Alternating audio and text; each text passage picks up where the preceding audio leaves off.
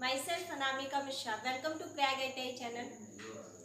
कल हम लोग करंट के बारे में पढ़ रहे थे। हमने बताया था कि बेंजामिन फ्रैंकलिन ने ये बताया था कि अगर कोई भी एक क्लोज्ड पाथ है तो उसमें जिस तरफ से इलेक्ट्रॉन प्रवाहित होता है उसके अपोजिट साइड से करंट प्रवाहित होता है। मतलब कि इलेक्ट्रॉन की डायरेक्शन कैसी होती है, नेगेटिव होती है। तो उसके अपोजिट साइड मतलब कि पॉजिटिव। जैसे मान लीजिए कि ये कोई बैटरी लगा हुआ है तो इस बैटरी से ये नेगेटिव है तो यहाँ से इलेक्ट्रॉन निकलेंगे तो यहाँ से क्या निकलेगा, धारा निकलेगी, मतलब कि आई की वैल्यू निकलेगी। तो ये बेंजामिन फ्रैंकलिन ने बताया था। इसके बाद हम आपको ये बताना चाहते हैं कि करंट जो होती है वो दो टाइप्स की होती है। एक तो हम लोग उसको किस तरह से रोटेट कराते हैं, मतलब कि स्टैटिक और डायनेमिक, टू टाइप्स की होती हैं।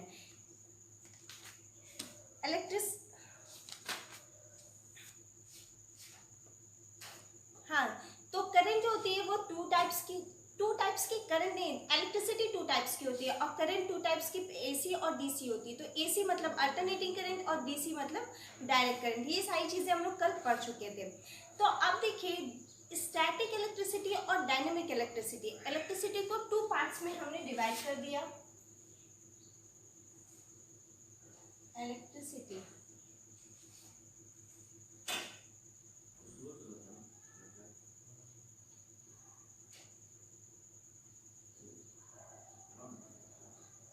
स्टैटिक इलेक्ट्रिसिटी और डायनेमिक इलेक्ट्रिसिटी।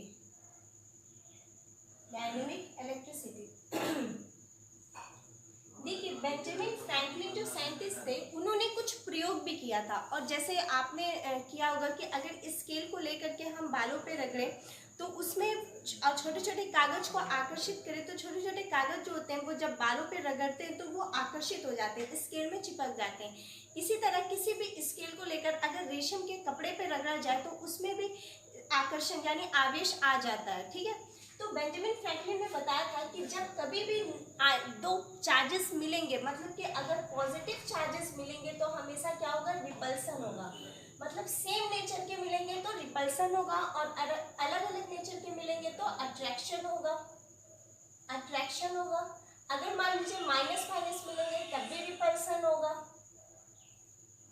और माइनस प्लस मिलेंगे तब भी अट्रैक्शन होगा।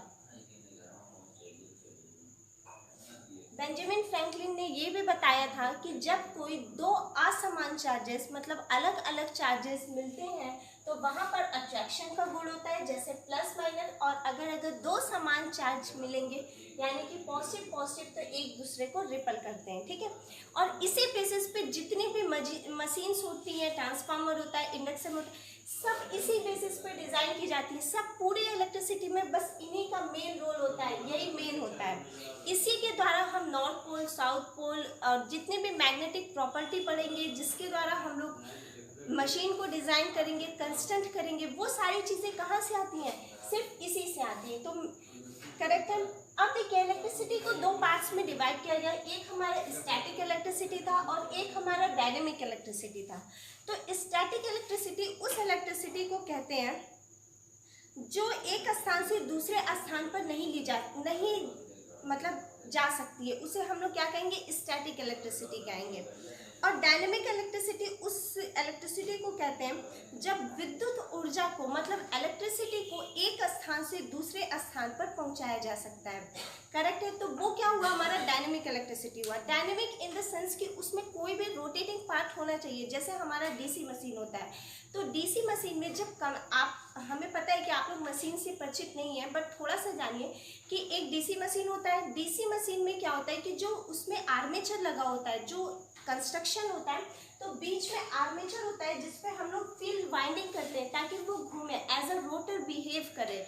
और उसके ऊपर आर्मेचर के ऊपर एक आर्मेचर वाइंडिंग, वहां पे क्या करते हैं एज ए स्टेटर यानी कि वो स्टेशनरी रहे, इसलिए वहां पर आर्मेचर की वाइंडिंग की जाती है। तो जब ये घूमने लगता है तो ये कौन सी इलेक्ट्रिसिटी दे रहा है, ये डायनेमिक इलेक्ट्रिसिटी दे रहा है। इसी तरह अगर ट्रांसफार्मर की बात करेंगे तो आपको पता है कि ट्रांसफार्मर में कोई भी रोटेटिंग पार्ट नहीं होता है। तो रोटेटिंग पार्ट ना होने की वजह से हम कहते हैं कि transformer is a static device, मतलब कि वो घूमता नहीं है। उसे जहां पर रखा जाएगा वो वहां पावर का ट्रांसफर हो रहा है। करंट और वोल्टेज का ट्रांसफॉर्म हो रहा है, किसी भी चीज को हम वहां रोटेट नहीं करा रहे हैं, करेक्ट है। लेकिन जब हम डीसी मशीन पढ़ते हैं तो वहां पे हमारा आर्मेचर जो होता है वो रोटेट करता है, एज अ रोटर बिहेव करता है, रोटेटिंग पार्ट होता है। इंडक्शन मोटर जब आप पढ़ेंगे तो वहां पे भी एज अ रोटर बिहेव करेगा, वहां भी रोटेटिंग पार्ट होगा। इसीलिए ये सारे एग्जांपल्स कितने होते हैं, डायनेमिक इलेक्ट्रिसिटी के होते हैं। और स्टैटिक इलेक्ट्रिसिटी का एग्जांपल कौन सा है, ट्रांसफार्मर है, ट्रांसफार्मर, जिसमें कोई भी रोटेटिंग पार्ट नहीं होता है। इसीलिए जब आप ट्रांसफार्मर पढ़ेंगे तो आपको बताया जाएगा कि ट्रांसफार्मर जो स्टैटिक डिवाइस, ये एक स्टैटिक डिवाइस होता है, करेक्ट है। तो इलेक्ट्रिसिटी किस तरह की है, एक स्टैटिक इलेक्ट्रिसिटी हुआ और डायनेमिक इलेक्ट्रिसिटी हुआ। अब देखिए जो डायनेमिक इलेक्ट्रिसिटी होता है ना, इसके कई सारे इफेक्ट्स भी होते हैं। स्टैटिक इलेक्ट्रिसिटी का बहुत कम यूज किया जाता है, क्योंकि जब हम पावर को ट्रांसफर नहीं कर पा रहे, एक स्थान से दूसरे स्थान पर नहीं जा पा रही, तो इसका कोई यूज नहीं है, ये ऐसे ही है, मतलब कॉमनली थोड़ा बहुत यूज कर लेते हैं बस। लेकिन डायनेमिक जो मेन हमारी मशीनें डिजाइन की जाती हैं वो इस इलेक्ट्रिसिटी पे ही डिजाइन की जाती हैं। अब इलेक्ट्रिसिटी है तो इसके कुछ इफेक्ट भी होंगे, जैसे हमारा थर्मल इफेक्ट हो गया,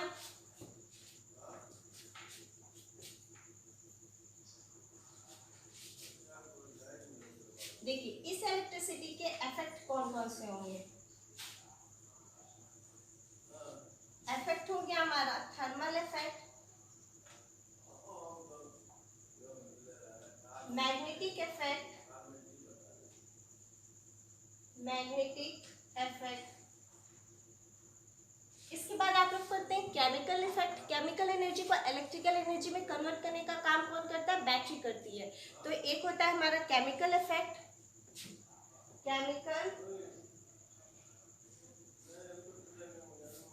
इफेक्ट, और एक होता है बाइलाइट इफेक्ट, बाइलाइट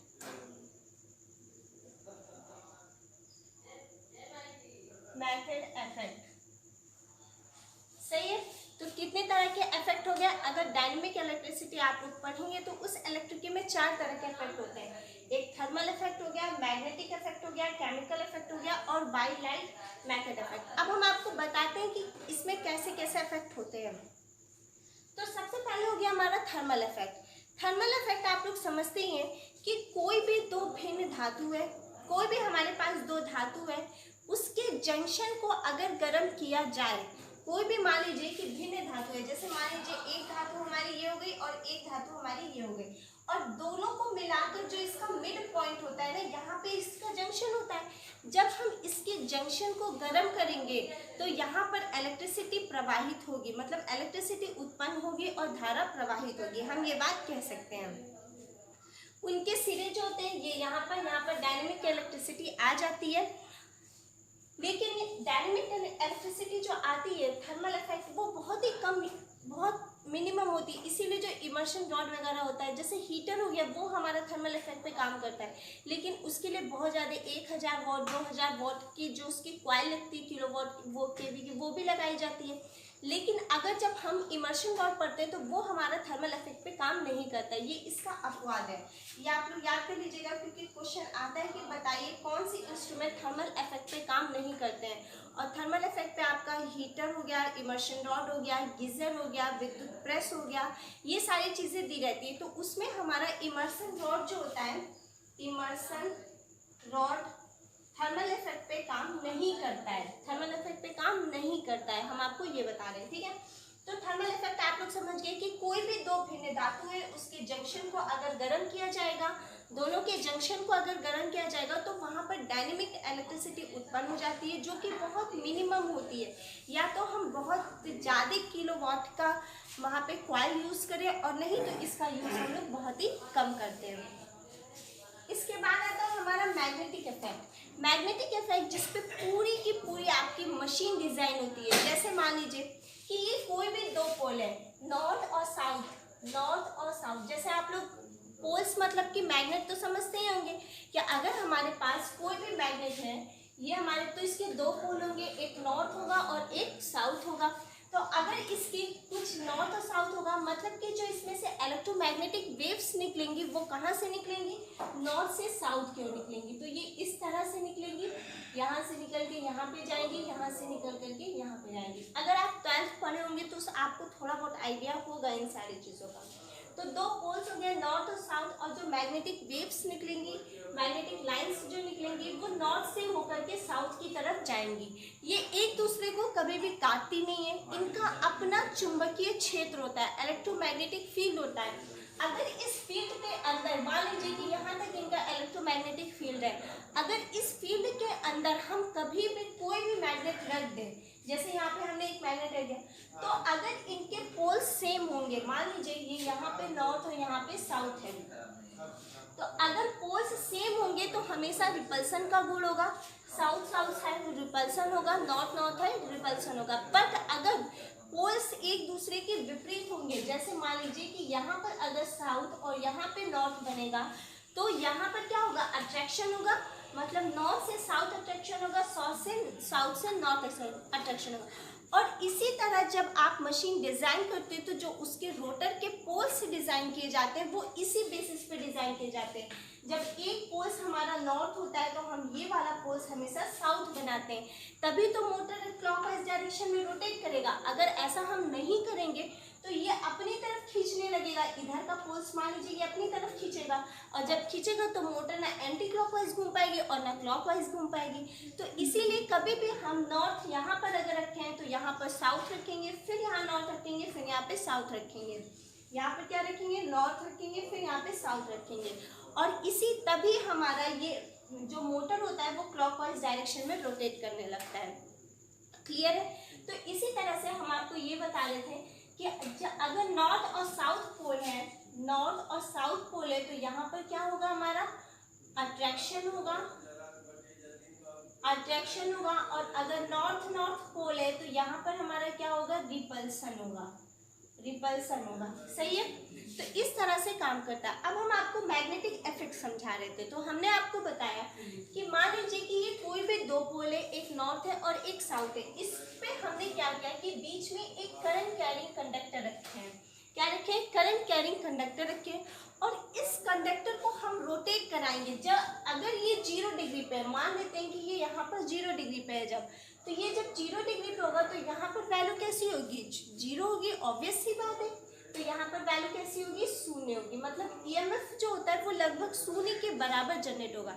सबसे पहले आप ये जानिए कि फैराडे ने इलेक्ट्रोमैग्नेटिक इंडक्शन लॉ दिया था, और उसमें बोला गया है कि कभी भी अगर दो पोल्स के बीच में करंट कैरिंग कंडक्टर को रखकर घुमाया जाता है तो उसमें एक फोर्स का अनुभव होता है जिसको हम ईएमएफ कहते हैं।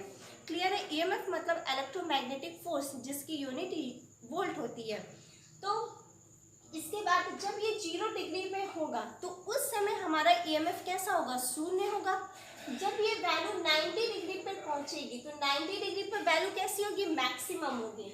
90 डिग्री पर कैसी होगी, मैक्सिमम होगी। इसी तरह जब हम 180 डिग्री पर पहुंचेंगे, मतलब कि यहाँ पर मान लीजिए 180 डिग्री पर पहुंचे तो वैल्यू कैसी हो जाएगी, फिर 180 डिग्री पे ईएमएफ हमारा शून्य हो जाएगा। फिर जब हम लोग 270 डिग्री पे पहुंचेंगे, यहाँ पर पहुंचेंगे, तो फिर 270 डिग्री पे ईएमएफ कैसा हो जाएगा, मैक्सिमम हो जाएगा। और फिर जब हम यहाँ पे 360 डिग्री पे पहुंचेंगे तो 360 डिग्री पे हमारा ईएमएफ कैसा होगा, शून्य हो जाएगा। मतलब कि कुछ इस तरह से हमारा रोटेशन चल रहा है। जब फिर से एक बार सुनिए, मैग्नेटिक इफेक्ट किसे कहते हैं। मैग्नेटिक इफेक्ट का मतलब ये हुआ कि जब किसी भी दो, Faraday's law of electromagnetic induction law में ये बताया गया है कि जब किसी भी दो पोल नॉर्थ और साउथ के बीच में करंट कैरिंग कंडक्टर को रखकर अगर घुमाया जाएगा तो उसमें एक फोर्स का अनुभव होता है जिसे ईएमएफ कहते हैं। या फिर हम ये कह सकते हैं कि करंट कैरिंग कंडक्टर को जब दो पोलों के बीच में रख के घुमाया जाता है तो ईएमएफ पैदा हो जाती है। तो ये ईएमएफ की वैल्यू जो होती है वो बदलती रहती है। जब ये करंट कैरिंग कंडक्टर 0 डिग्री पे तो उस समय ईएमएफ क्या होगा, शून्य होगा। जब ये 90 डिग्री पे पहुंचा तो ईएमएफ अधिकतम हो जाएगा। जब 180 डिग्री पे पहुंचेगा तो फिर शून्य हो जाएगा, 270 डिग्री पे अधिकतम हो जाएगा और 360 डिग्री पे फिर से शून्य हो जाएगा। तो कुछ इस तरह से हमारा मैग्नेटिक इफेक्ट काम करता है। आगे बात समझ में। आगे आपका एक सब्जेक्ट होता है इलेक्ट्रिक मशीन, उसमें आप लोग बस यही सब चीज़ें पढ़ते हैं और ये सब हमारा बेसिक है। अगर आप ये नहीं समझेंगे तो आपको मशीन डिज़ाइन करने नहीं आएगा, तो ये समझना बहुत ज़रूरी हो गया। अब इसके बाद आता है केमिकल इफेक्ट। केमिकल इफेक्ट कौन करता है? केमिकल इफेक्ट हमेशा बैटरी में होता है, सेल या बैटरी में होता है।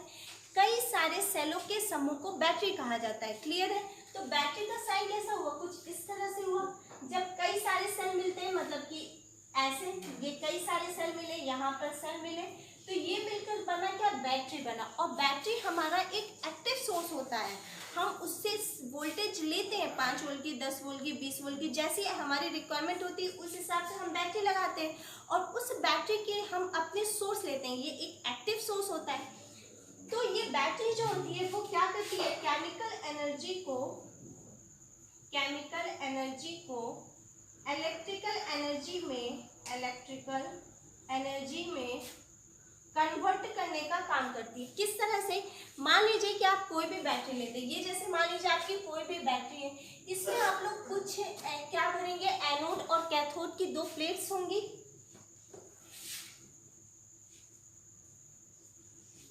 देखिए, जैसे मान लीजिए कि ये हमने वोल्टाइक या ड्राई सेल या सूक्ष्म सेल, कोई भी सेल हमने लिया, लैग्रांज सेल, कोई भी बैटरी लिए, तो उस बैटरी में यहाँ पर क्या होता है कि एक कैटायन होता है और यहाँ पर एक क्या होता है? एनायन होता है।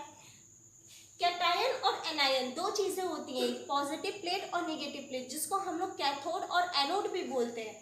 यहाँ पर बीच में क्या होता है? इलेक्ट्रोलाइट भरा होता है। इस इलेक्ट्रोलाइट को हम लोग यहाँ पर हम लोग क्या कर सकते हैं? जनरली अगर देखा जाए तो NaOH भरते हैं, सोडियम हाइड्रोक्साइड भरते हैं, और यहाँ पर 2 प्लेट्स जो एनोड और कैथोड है, पॉजिटिव और नेगेटिव आयंस है, इनके आयंस का आपस में टूटना, ये जब आयंस आपस में टूटते हैं प्लस और माइनस में, तो उसी के द्वारा केमिकल एनर्जी जो होती है वो इलेक्ट्रिकल एनर्जी में कन्वर्ट हो जाती है। देखिए, ये सारी चीज़ें जो है ना वो आपकी पूरी एक चैप्टर है, हम बस आपको थोड़ा थोड़ा समझाने की कोशिश कर रहे हैं ताकि आपको क्लियर रहे। तो यहाँ से आपका कॉन्सेप्ट थोड़ा थोड़ा सा बस क्लियर रहेगा। बाकी केमिकल इफेक्ट और बैटरी सेल, ये आपका पूरा एक चैप्टर है जो आपको बताया जाएगा। तो इलेक्ट्रोलिसिस प्रक्रिया के द्वारा अगर एक लाइन में हम कहना चाहें कि व्हाट इज केमिकल इफेक्ट, तो केमिकल इफेक्ट वो इफेक्ट होता है जो इलेक्ट्रोलिसिस केमिकल इफेक्ट वो इफेक्ट होता है जो इलेक्ट्रोलिसिस प्रक्रिया के द्वारा केमिकल एनर्जी को इलेक्ट्रिकल एनर्जी में कन्वर्ट करने का काम करता है। और ये काम कौन करता है? बैटरी करती है। कई सारे सेलों के समूह को बैटरी कहा जाता है। बैटरी में आप जब हमें ज़्यादा करंट की ज़रूरत होती है, थोड़ा सा और बता देते हैं, सुन लीजिए। जब हमें देखिए सीरीज और पैरेलल 2 टाइप के कनेक्शन होते हैं, तो अगर हम सीरीज कनेक्शन करते हैं जनरली रेजिस्टेंस वगैरह में, तो वहाँ पे हम कहते हैं कि कई अगर हमें ज़्यादा करंट की ज़रूरत है तो हम सीरीज कनेक्शन करेंगे, और जब हमें ज़्यादा वोल्टेज की ज़रूरत होती है तो हम पैरेलल कनेक्शन करते हैं। बट बैटरी में इसके अपोजिट होता है, पैरेलल कनेक्शन तब किया जाता है जब हमें ज़्यादा करंट की ज़रूरत होती है, और सीरीज कनेक्शन तब करते हैं जब हमें ज़्यादा वोल्टेज की, मैक्सिमम वोल्टेज की ज़रूरत होती है। क्योंकि देखिए घर के कनेक्शन और बैटरी के कनेक्शन अलग हो गए। इसके बाद हम ये कह सकते हैं कि बैटरी हमारा एक एक्टिव सोर्स होता है। एक्टिव सोर्स मतलब कि इसमें 5 वोल्ट, 10 वोल्ट, 20 वोल्ट, जितने भी वोल्ट की बैटरी अगर हम यूज़ कर रहे हैं तो उतना हम उससे लेते हैं। और बैटरी का नेगेटिव टर्मिनल, यहाँ पर जो नेगेटिव टर्मिनल है, यहाँ से इलेक्ट्रॉन निकलेगा और यहाँ से हम करंट निकलता है। क्लियर है? तो अब आप केमिकल इफेक्ट भी समझ गए। केमिकल इफेक्ट का काम सिर्फ बैटरी का ही होता है और कोई नहीं करता ये काम। केमिकल एनर्जी को इलेक्ट्रिकल एनर्जी में कन्वर्ट करेगा बाई इलेक्ट्रोलिसिस मेथड के द्वारा। इसके बाद है हमारा बाई लाइट मेथड इफेक्ट। सबने सोलर पैनल देखा होगा, आप देखे होंगे कि जब सोलर पैनल में मेन चीज होती क्या है? मेन चीज होती है फोटो इलेक्ट्रिक सेल। जैसे मान लीजिए कि ये आपका सन है, ठीक है, और यहाँ पर हमने एक प्लेट्स लगाई हुई है। ये प्लेट्स जो है ना, ये फोटो इलेक्ट्रिक सेल है। क्या नाम है इसका? Photo electric cell. इसी का मेन रोल होता है। और ये फोटो इलेक्ट्रिक सेल जो होती है वो किससे मिलकर बनी होती है? सिलिकॉन से मिलकर बनी होती है। यही क्वेश्चन मेन पूछा जाता है, किससे मिलकर बनी होती है? सिलिकॉन से मिलकर बनी होती।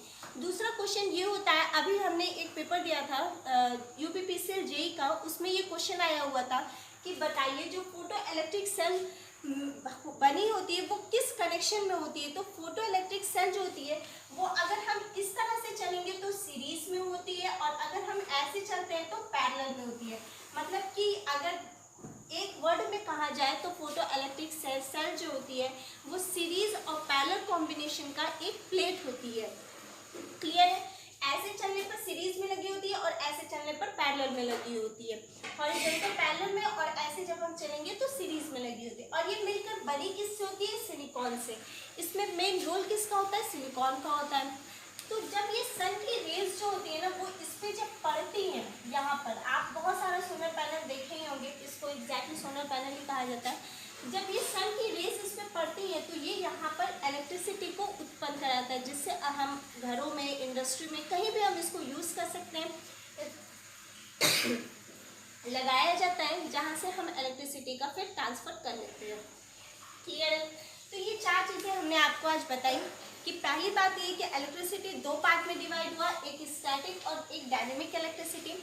स्टैटिक इलेक्ट्रिसिटी का एग्जांपल हमारा ट्रांसफार्मर है और कोई भी इलेक्ट्रिसिटी नहीं है। और अगर डायनेमिक इलेक्ट्रिसिटी का एग्जांपल देखेंगे तो motor, generator, induction motor, single phase induction motor, reluctance motor, शैडर, बहुत सारे मोटर्स होते हैं। जितने भी आप मोटर्स पढ़ेंगे लगभग सब डायनेमिक इलेक्ट्रिसिटी से ही मिलकर बने होते हैं। फिर इस जो डायनेमिक इलेक्ट्रिसिटी का ज़्यादा यूज़ किया जा रहा है तो इसके कुछ इफेक्ट्स भी होंगे। इसमें चार तरह के इफेक्ट्स होते हैं। एक हमारा थर्मल इफेक्ट हो गया। थर्मल इफेक्ट उस इफेक्ट को कहते हैं जब कोई भी दो भिन्न धातु के जंक्शन को गर्म किया जाता है तो वहाँ पे एक डायनेमिक इलेक्ट्रिसिटी उत्पन्न होती है, जो कि बहुत ही कम मात्रा में उत्पन्न होती है। फिर मैग्नेटिक इफेक्ट, किसी भी दो मैग्नेट के बीच में, किसी भी दो मैग्नेट के पोलों के बीच में अगर हम किसी भी करंट कैरिंग कंडक्टर को रख के घुमाएंगे तो वो एक फोर्स का अनुभव करता है, जिसे हम ईएमएफ कहते हैं, इलेक्ट्रोमैग्नेटिक फोर्स कहते हैं, जिसकी यूनिट वोल्ट होती है। क्लियर है? इसके बाद केमिकल इफेक्ट। केमिकल इफेक्ट वो इफेक्ट होता है जो बैटरी होती है वो केमिकल एनर्जी को इलेक्ट्रिकल एनर्जी में कन्वर्ट करने का काम करती है। बैटरी मतलब कई सारे सेलों के समूह को हम बैटरी कहते हैं। बैटरी एक एक्टिव सोर्स होता है, तो ये किसका काम हो गया? हमारा बैटरी का हो गया। इसके बाद है हमारा बाइलाइट मेथड द्वारा कि सन की रेज को जब हम फोटो इलेक्ट्रिक सेल पर इफेक्ट जब पड़ता है, और ये इफेक्ट, ये प्लेट्स जो होती हैं वो सिलिकॉन की मिलकर बनी होती हैं। कैसी होती हैं? सीरीज और पैरेलल कॉम्बिनेशन में होती हैं। तो इस प्लेट्स पे जब ये सन की रेज पड़ती हैं तो यहाँ पर डायनेमिक इलेक्ट्रिसिटी, मतलब कि यहाँ पर इलेक्ट्रिसिटी उत्पन्न हो जाती है, जिसको हम लोग बाद में कन्वर्ट कर लेते हैं अपने रिक्वायरमेंट के हिसाब से। क्लियर है? तो ये आज मैंने आपको कुछ इलेक्ट्रिसिटी से रिलेटेड चीज़ें बताई। आज के लिए इतना ही। नेक्स्ट वीडियो में हम इसका आगे कंटिन्यू करेंगे।